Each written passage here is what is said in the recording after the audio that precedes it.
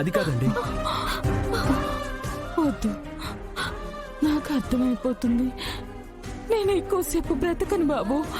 అమ్మా అలా మాట్లాడద్దమ్మా. ఏంటోనే మన తలరాత. ఇన్ని రోజులు నీకు దూరంగా ఉన్నాను. ఈ రోజు నువ్వు దగ్గరకు వచ్చేసరికి నీకు శాశ్వతంగా దూరం అయిపోతున్నాను.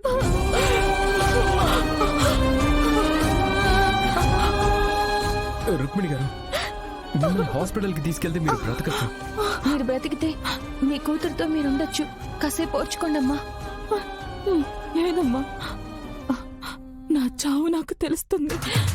చచ్చే ముందు నొప్పి ఉండదు, ఆవేదనే ఉంటుందంటారు.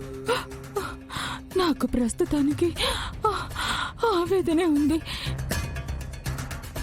వద్దమ్మా, నన్ను వదిలి వెళ్ళొద్దమ్మా.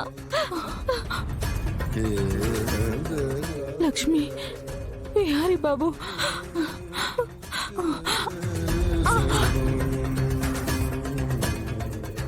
నా కూతుర్ని నీ చేతుల్లో పెడుతున్నాను.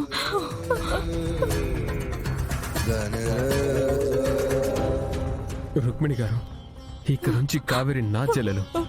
తన పూర్తి బాధ్యత నాది. నేను మాటిస్తున్నాను మీకు.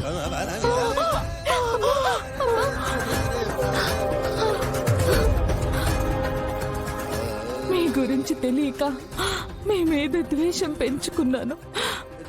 కానీ మీరు మాత్రం నా మీద, నా కూతురి మీద ఎంత ప్రేమ చూపిస్తున్నారు. ఇక నాకు దిగులు లేదు. మంచి మనసున్న మీ చేతుల్లో దీన్ని పెట్టాను. ఇక నేను చచ్చిపోతాను. అమ్మా అలా మాట్లాడద్దమ్మా. దయచేసి అలా మాట్లాడద్దాం.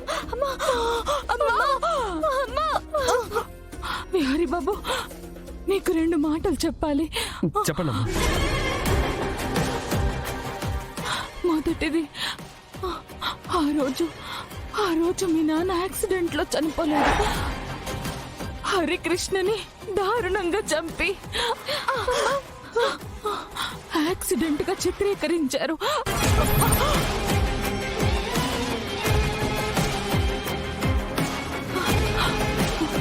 మీ నాన్నని చంపింది